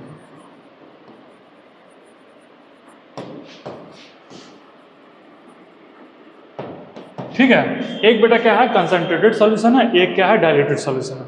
कंसंट्रेटेड सॉल्यूशन आपको पता है, ठीक है, जैसे कि अगर आप HCl बनाए, HCl आपका पूरा जो होता है कंसंट्रेशन में, उसमें 1% का मिलावट नहीं है, मतलब जो भी है, अगर मान के चलो HCl है तो अगर कोई HCl आपका 100% HCl है, कोई मिलावट नहीं है, इसको क्या बोलेंगे, कंसंट्रेटेड HCl, ठीक है। इसमें लेकिन आप क्या किए, वाटर ऐड करना स्टार्ट कर दिए, धीरे धीरे क्या करना स्टार्ट कर दिए, ये वाटर ऐड करना स्टार्ट कर दिए, तो ये जो आपका बनेगा ये डाइल्यूटेड सॉल्यूशन बनेगा, डाइल्यूटेड, इसको लिखोगे आप डाइल्यूटेड HCl, बस यही कंसेप्ट है और कुछ नहीं, ठीक है। देखो the process of adding acid और बेस विथ वाटर, ठीक है, result in decrease in the concentration of ion H3O+ या OH- per unit volume, such process is called dilution. ये आपका डिफिनीशन हो गया। डिफिनीशन आप याद कर लोगे कि व्हाट इज डाइल्यूशन, कि जब आप एसिड या बेस में अगर आप वाटर ऐड करोगे तो वो क्या करता है, H3O+ या H+ आयन का जो होता है कंसंट्रेशन, या OH- ion in the case of base, दोनों कंसंट्रेशन डिक्रीज करता है। इस प्रोसेस को क्या बोलते हैं बेटा, डाइल्यूशन बोलते हैं। इतना क्लियर हो गया, बस इसमें यही है, कंसंट्रेशन क्या हो गया बेटा और डाइल्यूशन क्या हो गया, ये आपका क्लियर हो गया। आगे चलते हैं, how strong are acid and base. अब देखो बेटा, एसिड और बेस को अगर जैसे मैंने बताया अभी कि ये डाइल्यूटेड है, ये आपका कंसंट्रेटेड है, ये डाइल्यूटेड है, तो आप कैसे पता करोगे कि कोई चीज़ कितना ज़्यादा स्ट्रॉन्ग है, कैसे पता करोगे, उसकी शक्ति का कैसे आप पता करोगे कि कोई चीज़ जो है, रुक जाएगा, आप एसिड या बेस की शक्ति का पता कैसे करोगे, ये बताओ। कोई ना कोई तो प्रोसेस होगा जिससे आप पता लगा सकते हो कि एसिड इतना ज़्यादा स्ट्रॉन्ग है, ठीक है। जैसे मान के चलो कि दो आदमी के बीच में लड़ाई हो रहा है, तुम्हारे दोस्त के बीच में लड़ाई हो रहा है, ठीक है, तो लड़ाई से पता चलता है कि तुम्हारा दोस्त या फिर तुम कितने ज़्यादा स्ट्रांग हो। ये समझ में आ गया ना। डे टू डे लाइफ में आप देखते होगे, कोई भी चीज़ में आजकल जैसे गाड़ी का ज़माना हो गया, देखते हो ना, टाटा जो है 5 स्टार ग्लोबल एंड कैप में स्कोर करती है। क्यों स्कोर करती है? कि जब भी एक्सीडेंट होता है उसका, ठीक है, वो अच्छा परफॉर्म करती है, वो सारे पैसेंजर को बचा लेती है और सामने वाले को तो हालत ख़राब कर देती है ना। तो उससे क्या है, उसका स्ट्रांगनेस का पता चलता है कि उसका बिल्ड क्वालिटी कैसा है, उसका स्ट्रांगनेस कैसा है। सेम यहाँ पे अगर आए तो अगर एसिड है या बेस है, उसको हम कैसे पता लगाएंगे कि मतलब कितना ज़्यादा स्ट्रांग है। जैसे कि आप मैंने कार के में बताया था, एग्जांपल दिया था टाटा वाले में कि ग्लोबल एनकैप में क्या होता है कि 5 स्टार रेटिंग लेके आती है। तो ग्लोबल एनकैप जो होता है वो स्ट्रांगनेस, स्टर्डीनेस ऑफ द कार को बताता है। सेम अगर आए इधर आपको एसिड और बेस में, तो जो पीएच होता है, ठीक है बेटा, क्या होता है पीएच, हम नाम सुनते आते होगे, हमेशा बचपन से आ रहे हो कि पेट का इतना पीएच होता है, सलाइवा का इतना पीएच होता है, ब्लड का इतना पीएच होता है।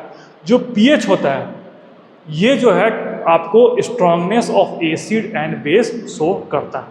इतना क्लियर हो गया कि जो पीएच है वो स्ट्रांगनेस या फिर जो आपको वीकनेस ऑफ एसिड होता है वो शो करता है। अब देखो एक चीज़ बताता हूँ मैं, अगर मान के चलो कि अगर एसिड ज़्यादा स्ट्रांग है, ठीक है, या फिर बेस ज़्यादा स्ट्रांग है, इसका मतलब क्या तुम निकाल सकते हो, कंक्लूड क्या कर सकते हो, उसमें क्या है H+ आयन जाता है। इतना समझ में आ रहा है, या फिर H3O+ आयन जाता है, ठीक है, कंसंट्रेटेड फॉर्म में आ रहा समझ में ना।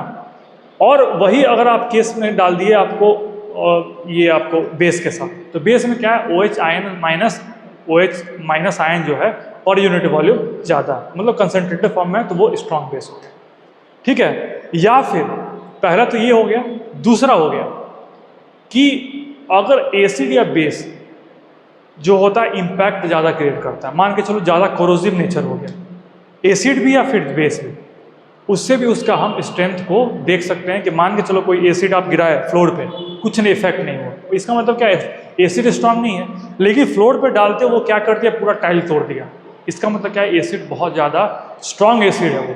आ रहा समझ में ना। चलो आगे चलते हैं कि we can predict the strongness of acid and bases by using a universal indicator, ठीक है, which is mixture of several indicators.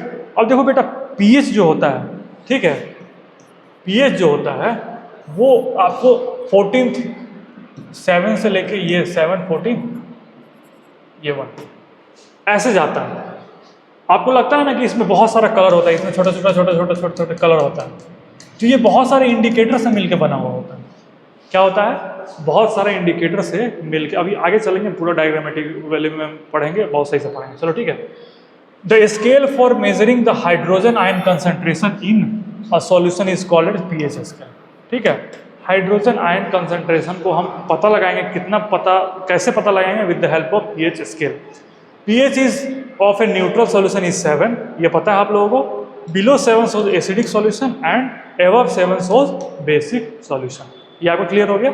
अब आगे चलते हैं, देखो पीएच का, ये देखो ये बेटा क्या है, ये आप देख रहे हो पीएच, ये क्या है पीएच, ठीक है। इसमें जो 7 हो गया, 7 किसको बोलते हैं, न्यूट्रल को बोलते हैं। 0 को न्यूट्रल यहाँ पे नहीं बोलते हैं, याद रखना, 0 को यहाँ पे न्यूट्रल नहीं बोलते हैं, ये समझ में आ गया। 0 को यहाँ पे न्यूट्रल नहीं बोला जाता, ठीक है। तो जो 7 है उसको हम न्यूट्रल बोलेंगे।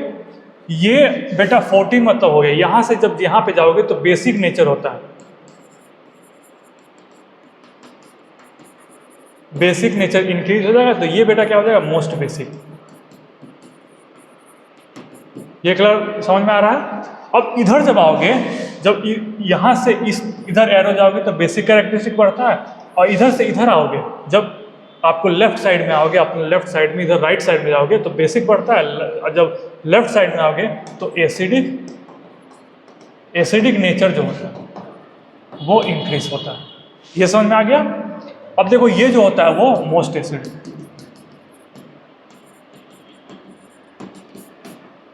ये बेटा न्यूट्रल हो गया, ये आपको मोस्ट बेसिक हो गया, ये मोस्ट एसिडिक हो गया। अब देखो बेटा ये था कि पीएच में हम लोग H+ आयन या फिर OH- आयन जो होता है उसका कंसंट्रेशन से हम पता लगाते हैं कि कौन सा कितना ज़्यादा एसिडिक है या कौन सा कितना ज़्यादा बेसिक है। अब ये देखो ये जो है आपका ग्राफ, इसमें H+ आयन यहाँ पे, कहाँ पे है, ये आपको H+ आयन, इसका मतलब क्या है, H+ आयन सबसे ज़्यादा यहाँ पे, ये घटते जा रहा है, घटते जा रहा है, घटते जा रहा है, घटते यहाँ पे हो रहा है, ठीक है, यहाँ पे हो गया। H प्लस आयन यहाँ पे भी होगा, लेकिन यहाँ पे क्या होगा कि OH माइनस आयन, देखो बेटा यहाँ पे क्या है, OH माइनस आयन का कंसंट्रेशन ज़्यादा है, दिख रहा है, ये घटते जा रहा है, घटते जा रहा है, घटते जा रहा है, यहाँ पे जाके घटते घटते घटते यहाँ पे आके जीरो हो जा रहा है, यहाँ पे मैक्सिमम एसिडिक हो गया और यहाँ पे जाके बेटा मैक्सिमम बेसिक हो गया। इतना आपको क्लियर हो गया, समझ में आ गया? बस यही पीएच क्या है कि पीएच जो होता है H प्लस आयन या फिर OH माइनस आयन का कंसंट्रेशन देखता है, उस हिसाब से बताता है बेटा कि कौन सा एसिड कितना ज़्यादा एसिडिक है या फिर कौन सा बेस कितना ज़्यादा बेसिक है। ये आपको क्लियर हो गया? अब आगे चलते हैं बेटा अगले स्लाइड में, pH of some common substances. अब देखो ये बेटा एनसीईआरटी का ही डायग्राम है कि pH of some common substances, इसका आपको याद रखना है क्योंकि ये जो आपको आएगा या तो एमसीक्यू या फिर match the following, match the following में करके ये पीएच का वैल्यू पूछेगा आपसे, ठीक है? आपको एसर्शन रीजन में कम चांस है आने का, लेकिन एमसीक्यू या फिर आपको मैच द फॉलोइंग में ये आने का बहुत ज़्यादा चांस होता है इसका, ठीक है बेटा? देखो सबसे बेटा हो गया गैस्ट्रिक जूस। गैस्ट्रिक जूस किसको बोलते हैं बेटा? गैस्ट्रिक जूस मतलब जो बेटा जूस ऐसा होता है जो हमारे स्टमक में पाया जाता है, ऐसा जूस जो हमारे स्टमक में पाया जाता है उसको क्या बोलते हैं बेटा? Gastric juice. मतलब वो क्या होता है, गैस्ट्रिक ग्लैंड से रिलीज होता है, उसको इतना याद रखना है कि वो स्टमक में होगा गैस्ट्रिक जूस, ठीक है? तो ये क्या होगा बेटा? स्टमक में। आप देखते होंगे ना कि बेटा पेट में क्या है कि जैसे फर्स्ट वाला जो लेक्चर आप लोग देख रहे थे तो मैंने पूछा था आपसे कि बहुत ज़्यादा जब खाना खा लेते हो ना तो एसिडिटी टाइप हो जाता है, ठीक है? तो एसिडिटी जो होता है ना, हम लोग के जो हमारा स्टमक है उसमें क्या होता है कि हाइड्रोक्लोरिक एसिड रिलीज होता है, बहुत कम मात्रा में रिलीज होता है लेकिन हाईली कंसनट्रेटेड फॉर्मेट में। आप देख रहे हो ना पीएच कितना ज़्यादा है, वो क्या करता है कि वाटर को डाइजेशन, वो जो आपका फूड का डाइजेशन में भी बहुत ज़्यादा हेल्प करता है, ठीक है?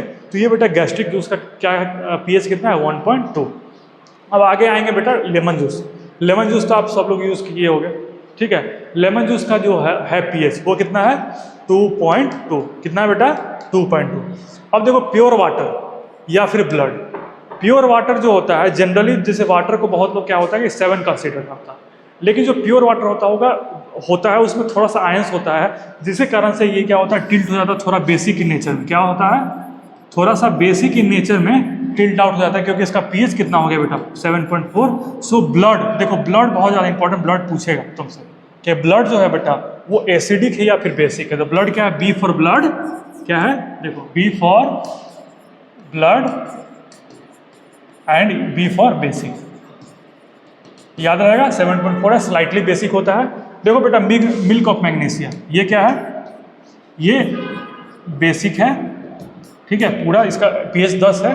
और सोडियम हाइड्रोक्साइड सॉल्यूशन इसका 14।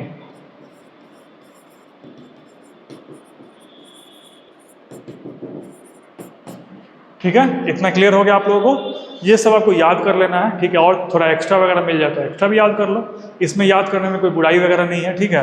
आप इसको देख लो कि पीएच ऑफ सब कॉमन सॉल्ट्स क्या है, कॉमन बेसिस या फिर एसिड जो होता है वो कितना हो जाता है, ये क्लियर हो गया। अब आगे चलते हैं बेटा, importance of pH in everyday life. ये जो है आपका इंपॉर्टेंस जो होता है, पीएच का इंपॉर्टेंस जो होता है वो आपका एवरीडे लाइफ में आ जाता है, ठीक है? तो जो फर्स्ट वाला है कि are plant and animal are pH sensitive, बहुत ज़्यादा सेंसिटिव है। पीएच जो होता है ना बेटा वो डिसाइड कर देता है कि कौन सा प्लांट कहाँ पे ग्रो करेगा, सिंपल सा चीज़ है। और जो बैंड जो होता है वो बहुत कम होता है, 7 से लेकर 7.8। यही जो होता है अगर सॉइल का इतना, जैसे our body works within the pH of 7 से 7.8। हमारा जो है, क्योंकि देखो बेटा ब्लड जो है, ब्लड का पीएच आप कितना देखें? 7.4 देखें ना, 7.4 देखिए, इसका मतलब क्या है? स्लाइटली बेसिक है। अब जो स्लाइटली बेसिक है, अगर मान के चलो कि इस रेंज से बाहर चला गया, हमारा जो ब्लड हो गया एसिडिक हो गया या फिर कोई कारण से हाईली बेसिक हो गया, तो हमारा जो बॉडी हो गया वो प्रॉपर फंक्शन नहीं करेगा। हमारा जो बॉडी होता है बहुत ज़्यादा लिमिटेड। देखो इसे टेम्परेचर हो गया, आप देखते होगे कि हम लोग तो हैं कि हम लोग अपना जो टेम्परेचर है with the help of blood हम लोग रेगुलेट कर लेते हैं, अपना टेम्परेचर रेगुलेट कर लेते हैं, ठीक है? हम लोग वार्म ब्लडेड एनिमल्स हैं, लेकिन फिर भी हमारा एक एक जो होता है ना हाईली इफिशिएंसी वर्क करने का एक टेम्परेचर होता है, कि हम मान के चलो कि आपको अगर बोला जाए कि 60 डिग्री या फिर 50 डिग्री पे काम करो, आप नहीं काम कर पाओगे, आपका इफिशिएंसी बहुत ज़्यादा खराब हो जाएगा। सेम आपको बताते हैं कि अगर आप धूप में मोबाइल चला रहे हो, आजकल बहुत सिस्टम चला हुआ, फ्री फायर खेल रहे हैं, क्या खेल रहे हो? फ्री फायर खेल रहे हैं, खेलेगा फ्री फायर वही वाला। तो आप धूप में बैठ कर फ्री फायर खेल रहे हो तो क्या होगा? हीटिंग होगा, और जब हीटिंग होगा तो मोबाइल का एफिशिएंसी गिर जाता है। देखते हो कि बहुत ज़्यादा लैगिंग वगैरह आने लगता है मोबाइल में। तो सारा देखो, सारा चीज़ खेल है, टेम्परेचर, पीएच, ये सब जो होता है ना, तो बॉडी में जो है वही बेटा वही समझना है कि अगर पीएच ज़्यादा डेविएट हो गया तो हमारा बॉडी जो होता है, या फिर प्लांट हो गया, प्लांट के केस में सॉइल को हम कंसिडर करेंगे, उस केस में क्या होगा कि बेटा बहुत ज़्यादा आपको क्या बोलते हैं उसको कि इफिशिएंसी शो नहीं करेगा। ठीक है, तो यही आपका है 7 से लेकर 7.8। Living organism can survive only in the narrow range of pH change when pH of rain water is less than 5.6 it is called acid rain. ठीक है, ये समझ में आ रहा है? When acid rain flow into the river it lowers the pH of the river water, the survival rate of aquatic life, river become difficult. देखो बेटा, अब हम लोगों को देखना क्या है, एसिड रेन। एसिड रेन का पीएच कितना होता है? ये 5.6 होता है। कितना होता है? 5.6। अगर 5.6 मैंने बता दिया, इसका मतलब क्या है? ये एसिडिक। जब लिविंग बींग्स का बताया गया कि कोई भी प्लांट्स या एनिमल बॉडी वर्क कितना पे करता है? 7 से लेकर 7.8 पीएच के बीच में काम करता है। अगर मान के चलो कि एक्वेटिक एनिमल्स बीच में रह रहे हैं, एसिड रेन हुआ, एसिड रेन में क्या होता है कि आपको उसमें बनता है HNO3 या फिर H2SO4। ठीक है, आपको नाइट्रिक एसिड या फिर sulphuric acid in the form of rain जो होता है वाटर में जाके नीचे गिरता है। जब गिरता है तो वो अल्टीमेटली कहाँ जाएगा? वाटर साइकिल आप लोगों ने पढ़ा होगा कि अल्टीमेटली रिवर या ओशन में जाएगा। उससे क्या होगा कि रिवर की एसिडिटी बढ़ जाती है। ठीक है, जब रिवर का एसिडिटी बेटा बढ़ जाएगा तो क्या होगा? जब रिवर का एसिडिटी बढ़ जाएगा तो वो क्या होगा कि एक्वेटिक एनिमल्स का, जैसे मैंने पहले बताया कि प्लांट हो या फिर एनिमल हो, उसका पीएच होता है 7 से लेकर 7.8 तक, वो अच्छे से सर्वाइव करेगा, वो अच्छे से रहेगा। जब एसिडिक हो जाएगा तो उसका सर्वाइवल भी जो होता है मुश्किल हो जाता है। तो जैसे लोग बोलता है ना कि पॉल्यूशन वगैरह हो रहा है आजकल, देखो बेटा बोल रहा है लोग कि पॉल्यूशन हो रहा है। पॉल्यूशन से क्या बोल रहा है लोग कि एक्सटिंक्शन हो रहा है,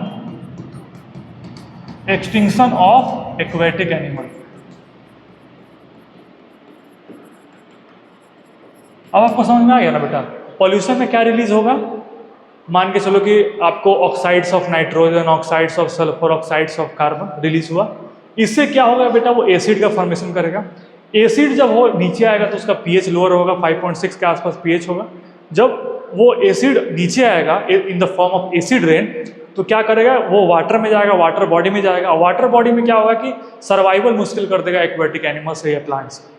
जब सर्वाइवल मुश्किल हो जाएगा तो यहाँ पे एक्सटिंक्शन जो होता है, एक्सटिंक्शन मतलब क्या होता है? विलुप्त होता है। जैसे डायनासोर एक्सटिंक्ट हो गया था ना, विलुप्त हो गया था, तो एक्सटिंक्शन जो होता है पॉल्यूशन के कारण बढ़ते जाता है। तो ये हमारा किया रखी कारण है। सारा चीज़ देखो तो मैक्सिमम जितना एक्सटिंक्शन हो रहा है वो ह्यूमन एक्टिविटी के कारण ही हो रहा है। वो अगले लेक्चर वगैरह इन्वायरमेंट वगैरह मैं तुम लोगों को पढ़ाऊंगा तो बहुत अच्छे से डिटेल में पढ़ाऊंगा। साइकिल जो होता है, सल्फर साइकिल, जो नाइट्रोजन वगैरह साइकिल होता है, वो सब बहुत अच्छे से पढ़ाऊंगा।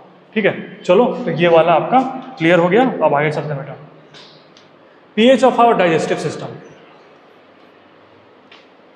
अब देखो बेटा, मैंने पहले बताया था कि गैस्ट्रिक जूस का जो पीएच होता है 1.2 होता है। कितना होता है? 1.2। अब देखो डाइजेस्टिव सिस्टम मतलब क्या होता है कि हमारा जब बॉडी में, जब हमारे यहाँ पे सलाइवा होगा, ठीक है, सलाइवा से लेकर जब हमारा ओसोफेगस के थ्रू होते हुए जो खाना हो स्टमक में गया तो वहाँ पे गैस्ट्रिक जूस रिलीज होता है। ठीक है, स्टमक में क्या होगा? गैस्ट्रिक जूस रिलीज होगा। वहाँ से खाना पचना तो वैसे टंग से ही स्टार्ट हो जाता है, लेकिन मेनली जो होता है स्टमक से जो होता है खाना पचने का कार्यक्रम जो होता है वो स्टार्ट हो जाता है। ठीक है, ये समझ में आ गया आपको? अब देखो pH in our digestive system, it is very interesting to note that our stomach produce hydrochloric acid. इसका पीएच कितना होता है? अप्रॉक्सीमेटली 1.2। क्या होता है बेटा? 1.2 होता है। It helps in digestion of food without harming the stomach. ठीक है, अब आगे आप चलोगे ना बेटा तो आपको ये पता चलेगा कि कैसे बचता है। जैसे मान के चलो कि हमारा ये स्टमक हो गया, ठीक है, इसके ऊपर एक लेयर होता है, म्यूकस लेयर जिसको बोलते हैं। ठीक है, क्या होता है बेटा? Mucus layer. मान के चलो एक तरह से कि सिंपल है, तुमको समझना कैसे है, आगे 11-12 में बहुत मतलब बहुत सही से पढ़ोगे जब डाइजेस्टिव सिस्टम पढ़ोगे तो म्यूकस मेम्ब्रेन जो होता है ना बेटा, एक तरह से मान के चलो, कैसे समझोगे तुम कि एक कोई हाथ हो गया, हाथ पे क्या कर दिया आप, जैसे धूप पड़ रहा है तो बहुत सारा टैनिंग हो जाता है ना, तो टैनिंग से बचने के लिए क्या करते हैं, सनस्क्रीन लगा देते हैं। ठीक है, तो सनस्क्रीन क्या करता है कि आपको टैनिंग बचा लेता है। सेम क्या करता है बेटा, म्यूकस जो होता है, ये स्टमक के अंदर जो म्यूकस दिख रहा है आपको, ठीक है, ये क्या करता है, ये आपको hydrochloric acid protect the wall of stomach from effect of HCl। ठीक है, ये आपको क्लियर हो गया। ड्यूरिंग, अब देखो, during indigestion the stomach produces too much acid and this cause pain and irritation. आपको पता है कि जो फर्स्ट वाला मैंने लेक्चर डिलीवर करा था कि आप कोई शादी में गए, आजकल शादी का आने वाला है समय, सब खाओगे पियोगे ऐश करोगे, है कि नहीं। तो जब बहुत ज़्यादा खाना पीना हो जाता है बेटा, तो क्या होता है, जब बहुत खा लिए पी लिए, मतलब ऐश कर लिए बहुत ज़्यादा, तो कभी कभी क्या होता है कि इनडाइजेशन हो जाता है। इनडाइजेशन की उसको हिंदी में क्या बोलते हैं, अनपच हो जाता है, मतलब पच नहीं पाया। जो खाना आप खाए वो प्रॉपर वे में क्या होता है कि पच नहीं पाया। अब देखो पच नहीं पाया, अब हाइड्रोक्लोरिक एसिड पहले से रिलीज हो चुका है स्टमक में, क्यों, क्योंकि उसको डाइजेशन करना है। अब ब्रेन के पास सिग्नल गया कि अरे भाई तुम तो क्या हुआ कि भेजे थे हाइड्रोक्लोरिक एसिड पचाने के लिए, वो खाना तो पचा ही नहीं है, तो फिर ब्रेन क्या बोलेगा, फिर से रिलीज करो हाइड्रोक्लोरिक एसिड। अब पेट में फिर से हाइड्रोक्लोरिक एसिड रिलीज हुआ, ठीक है, फिर अनपच हुआ, फिर रिलीज हुआ। इससे कारण से क्या होता है कि HCl का जो कंसंट्रेशन होता है, HCl ज़्यादा मात्रा में स्टमक में प्रोड्यूस हो जाता है। ये समझ में आ गया। और जब ज़्यादा मात्रा में प्रोड्यूस, कोई भी चीज़ ज़्यादा मात्रा में, मतलब ज़्यादा क्वांटिटी में प्रोड्यूस हो जाएगा, तो बेटा क्या वो अपना इफेक्ट शो करने लगेगा। वो इफेक्ट कैसे शो करेगा, in the form of acidity. क्या है, इरिटेशन, पेन करेगा बेटा, इरिटेशन करेगा। क्योंकि देखो बेटा, कब तक ये जो है ना सनस्क्रीन कब तक बचाएगा तुम, सिंपल सा चीज़। सनस्क्रीन जो है बेटा, यहाँ पे धूप बहुत ज़्यादा हो जाएगा तो सनस्क्रीन भी काम करना बंद कर देता है कि नहीं। तो वही केस है कि अगर यहाँ पे म्यूकस कितना भी होगा, कितना अच्छा क्वालिटी का, कितना भी अच्छा म्यूकस होगा, वो एक समय के बाद क्या होगा, वो अपना बोलेगा कि भाई अब मेरे से नहीं हो पा रहा है, थोड़ा सा देख लो तुम, ठीक है। तो पेट में जो होता है इरिटेशन या फिर तुमको जो भी है पेन वगैरह कॉज स्टार्ट हो जाता है। अब तुम क्या होता है कि फिर जाओगे डॉक्टर के पास कि सर पेट में बहुत ज़्यादा दर्द हो रहा है, सर ये बताइए कि पेट में बहुत ज़्यादा दर्द हो रहा है, क्या करें, ठीक है। सर घर पे रहोगे तो घर वाले लोग क्या बोलेंगे, इनो पी लो। क्या पी लो, इनो पी लो, इनो डालो घोलो पी लो, ठीक है। या फिर अगर डॉक्टर के पास जाओगे तो डॉक्टर क्या देगा, एंटासिड देगा, एंटासिड देगा। एंटासिड क्या होता है बेटा, वो बेसिक इन नेचर होता है। क्या होता है, बेसिक इन नेचर होता है। अब हम लोगों ने पहले पढ़ चुका है, हम लोगों ने बहुत बार बार पढ़ा है कि जब एसिड होगा और प्लस बेस बनेगा, ये क्या बना लेगा, सॉल्ट बना लेगा प्लस वाटर बना लेगा। ये प्रोसेस क्या हो गया बेटा, न्यूट्रलाइजेशन प्रोसेस।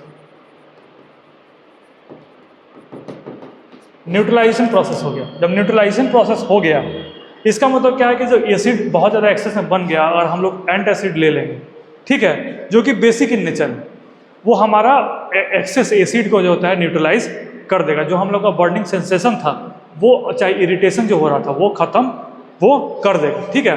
तो क्या बोल रहा है बेटा कि during indigestion the stomach produces too much acid and this causes pain and irritation. To get rid of this pain people use bases called antacid. ये समझ में आ गया आप लोगों को। And this antacid neutralise the excess acid.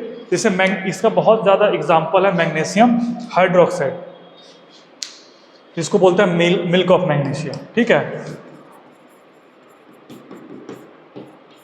MgOH। ये आपको जो होता है, ये इसको बोलते हैं क्या, milk of magnesia, magnesium hydroxide. इस यही जनरली क्या होता है, एंटासिड में यूज़ होता है। अब देखो एंटासिड में आपको क्वेश्चन पूछेगा कि what is the use of magnesium hydroxide या फिर milk of magnesia. Match the following में आपको आएगा क्या, एंटासिड, ठीक है। क्या आएगा बेटा, एंटासिड आएगा। अब आपको पता होना चाहिए कि मिल्क ऑफ मैग्नीशिया का यूज़ क्या है। आपको बार बार पढ़ रहे हो पीएच इन एवरीडे लाइफ कैसे इम्पैक्ट करता है हमारे बॉडी को या फिर कैसे करता है, ठीक है। ये माइल्ड बेस होता है। माइल्ड बेस हम लोगों ने पढ़ा है कि कितना इसका कंसंट्रेशन होता है, अप्रॉक्सीमेटली 10 के पास इसका पीएच होता है। Is often use in this purpose. Antacid जो होता है वो इस पर्पस में यूज होता है। वो क्या होता है, न्यूट्रलाइजेशन प्रोसेस कर देता है, वो सॉल्ट प्लस वाटर बना देगा, और जो बर्निंग सेंसेशन होगा वो हमारा बर्निंग सेंसेशन कम हो जाएगा। इतना आप लोगों को क्लियर हो गया। अब आगे चलते हैं बेटा। हाँ, pH changes as the cause of tooth decay. देखो बेटा, टूथ डीके, अब देखो सिंपल सा समझना क्या है आपको। ये देखो टूथ हो गया, क्या हो गया बेटा, टूथ हो गया, क्या हो गया, टूथ हो गया। और खाना खाया, ठीक है, खाना खाए, मान लो खाना ये जो है खाना फंस गया यहाँ पे टूथ के पास, खाना फंस गया। और जब खाना फंस गया तो ये क्या होगा बेटा, यहाँ पे जिससे बहुत सारा ऑर्गेनिक प्रोसेस या फिर इसका डिकम्पोजिशन जो होता है, डिकम्पोजिशन होना स्टार्ट हो जाएगा। ठीक है, जब डिकम्पोजिशन बेटा स्टार्ट होगा और विद द हेल्प ऑफ बहुत सारा जो बैक्टीरियाज वगैरह होते हैं, ठीक है, जिसको बैक्टीरियाज वगैरह होते हैं, ये डिकम्पोजिशन जब होगा ना बेटा, तो ये तुम्हारा टूथ का जो होगा, टूथ का पीएच जो होता है वो लोअर करना स्टार्ट कर देगा। क्या कर देगा, यहाँ पे टूथ जब खाना खाए, खाना खाने के बाद फंस गया, खाना फंसा तो इसको क्या हो गया कि यहाँ पे डिकम्पोजिशन स्टार्ट हो गया with the help of bacterias. जब डिकम्पोजिशन स्टार्ट होगा तो इसका पीएच, जो टूथ का पीएच होगा वो पीएच कम होना स्टार्ट हो जाएगा। लेकिन पीएच का भी देखो बेटा, हमारा जानते हो कि हमारा जो टूथ है, इसके ऊपर वाला जो लेयर होता है इसको इनामल बोलते हैं। क्या बोलते हैं बेटा, इनामल बोलते हैं ना। इनामल क्या होता है, इनामल होता है, ये हार्डेस्ट सब्सटेंस होता है। क्या होता है, hardest substance of our body. लेकिन मैंने क्या बताया कि कितना भी कोई हार्डेस्ट सब्सटेंस होगा, उसका कुछ ना कुछ एक होता है कि थ्रेशहोल्ड होगा कि वहाँ से वो टूटना या फिर ब्रेक होना स्टार्ट हो जाए। ठीक है, तो उसका जो थ्रेशहोल्ड है इस इनेमल का पीएच 5.5 तक है। कहाँ तक है, पीएच 5.5। जहाँ पीएच 5.5 से नीचे गिरना स्टार्ट हो जाएगा। देखो बेटा क्या है कि tooth decay starts when pH of the mouth is lower than 5.5। अगर माउथ का पीएच लोअर देन 5.5 है, टूथ डीके स्टार्ट हो जाएगा। मतलब DK of this particular enamel जो है, डीके ऑफ दिस टूथ हो गया, वो स्टार्ट हो जाएगा।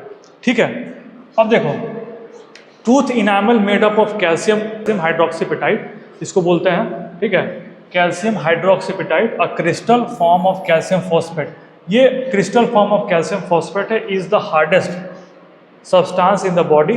It does not dissolve in water but is corroded when the pH in the mouth is below 5.5। वो वाटर में डिजॉल्व नहीं होता है बेटा, ठीक है, लेकिन बहुत ज़्यादा हार्डेस्ट सब्सटेंस है, लेकिन कोरोड होना स्टार्ट कर देता है जब उसका पीएच जो होता है माउथ का वो 5.5 से नीचे स्टार्ट हो जाता है। ठीक है, तो bacteria present in the mouth produce acid by degradation of sugar and food particles remaining in the mouth after eating. The best way of the prevent this is to clean the mouth after eating food using the toothpaste which is generally basic in nature. For cleaning the teeth can neutralise the excess acid and prevent tooth decay. इसमें क्या था बेटा कि खाना खाए, खाना फंसा, खाना जो बैक्टीरिया जो था वो डिकम्पोजिशन स्टार्ट किया। डिकम्पोजिशन के कारण जो होता है एसिड का प्रोडक्शन हुआ। एसिड का जब प्रोडक्शन हुआ तो माउथ का जो होता है वो कंसंट्रेशन जो पीएच का होता है लेवल वो 5.5 से गिरना नीचे, मतलब 7 से नीचे आना स्टार्ट हो गया। जब 5.5 आया उसके बाद से जो होता है टूथ डीके स्टार्ट हो गया। टूथ डीके स्टार्ट हो गया और जो ये होता है इनेमल होता है वो कैल्शियम फॉस्फेट का एक पार्टिकल, इसको बोलते हैं कैल्शियम हाइड्रोक्सीपेटाइट। ठीक है, इसको बोलते हैं कैल्शियम हाइड्रोक्सीपेटाइट। ठीक है, कैल्शियम हाइड्रोक्सीपेटाइट बोलते हैं। अ crystal form of calcium phosphate ये होता है। ये डिकेड होना स्टार्ट हो जाता है। और डिकेड अगर मान लीजिए जैसे कभी तुम डेंटिस्ट के पास जाते हो, क्यों बोलता है खाना खाने के बाद आप ब्रश करके सोया करो, बोलता है ना कि 2 बार ब्रश करो, सुबह में उठो फिर ब्रश करो, फिर खाना खाने के बाद ब्रश करो। तो ब्रश इसलिए बोला जाता है कि या तो एक तो पहला है कि सारा जो आपका इम्प्योरिटीज़ है वो निकल जाएगा, जो खाना खाए वो फंसा वो निकल जाएगा। दूसरा चीज़ है कि आपका जो मान के चलो एसिड प्रोडक्शन हो गया माउथ में, एसिड प्रोडक्शन हो गया तो जो टूथपेस्ट होता है वो बेसिक इन नेचर होता है, और जब बेसिक इन नेचर होता है, जब एसिड और बेस के साथ रिएक्शन होगा तो क्या बनाएगा बेटा, सॉल्ट प्लस वाटर बनाएगा। सिंपल सा कंसेप्ट, क्लियर हो गया। तो ये आपको न्यूट्रलाइज कर देगा सारा चीज़, ठीक है। तो ये न्यूट्रलाइजेशन रिएक्शन हो गया, ठीक है। तो बेटा देखो हम लोगों ने आज क्या क्या पढ़ा, हम लोगों ने पढ़ा मेटल ऑक्साइड का रिएक्शन जो होता है, वो मेटल ऑक्साइड का नेचर क्या होता है बेटा, बेसिक इन नेचर होता है। मेटल ऑक्साइड जब रिएक्शन करेगा किसके साथ, एसिड के साथ, तो क्या बनाएगा, सॉल्ट प्लस वाटर बनाएगा, वो हम लोगों ने पढ़ा। दूसरा चीज़ है, हम लोगों ने दो तीन एक्टिविटी करा, ठीक है। एक्टिविटी में हम लोगों ने देखा कि अगर H+ आयन प्रोडक्शन कर रहा है तो इलेक्ट्रिसिटी प्रोड्यूस करेगा या फिर कलर चेंज करेगा लिटमस पेपर का, अदरवाइज नहीं शो करेगा। थर्ड हम लोगों ने देखा कि डे टू डे लाइफ में पीएच होता क्या है, पीएच का यूज़ क्या है, डे टू डे लाइफ में पीएच का क्या क्या यूजेस है। तो ये जो लेक्चर है आज यहाँ पे कंप्लीट करते हैं। अगला जो लेक्चर आएगा वो सॉल्ट पे आएगा और आपका कंप्लीट जो होता है ये लेक्चर हो जाएगा। और आई होप दैट आपको मज़ा आया होगा बहुत ज़्यादा। और आपको क्या करना है, सब्सक्राइब करना है इस चैनल को, ज़्यादा से ज़्यादा शेयर करना है, ताकि और हम लोग एक्सक्लूसिव जो कंटेंट वगैरह होता है और जो मज़ेदार एक्सपेरिमेंट, क्योंकि हम लोग को एक्सपेरिमेंट वगैरह भी लाना है अब जो होता है हमारे शॉर्ट्स वगैरह में या फिर यूट्यूब पे लाना है, तो उससे क्या है थोड़ा मोटिवेशन वगैरह मिलता है और हम लोग और ज़्यादा अच्छे से काम करेंगे, है कि नहीं। तो ये आपको क्या करना है, सब्सक्राइब करना है, शेयर करना है, लाइक करना है। और चलो गुड बाय, अगले लेक्चर में आते हैं तो इस चैप्टर को पूरा कंप्लीट कर देंगे। अगर कोई भी डाउट हो आपको कमेंट सेक्शन में जो होता है वो पूछते चलना है, बस कुछ करना नहीं है, इतना पढ़ लो, इससे ज़्यादा आपको क्वेश्चन नहीं आएगा। मैं बता दे रहा हूँ, गारंटी दे रहा हूँ मैं कि इससे ज़्यादा कोई भी बोर्ड में आप चले जाओ, मतलब चले जाओ कहीं भी, इससे ज़्यादा क्वेश्चन नहीं आया। इससे मैं और जो ज़्यादा होता है लास्ट में जब पूरा चैप्टर कंप्लीट हो जाएगा तो लास्ट में बहुत अच्छे तरह का क्वेश्चन वगैरह जो होता है वो मैं प्रैक्टिस कराऊंगा, उसका आप टेंशन मत लो। बोर्ड के लिए एकदम आप निश्चिंत रहो, ठीक है। और लाइक करना है, शेयर करना है, सब्सक्राइब करना है और टाटा बाय बाय।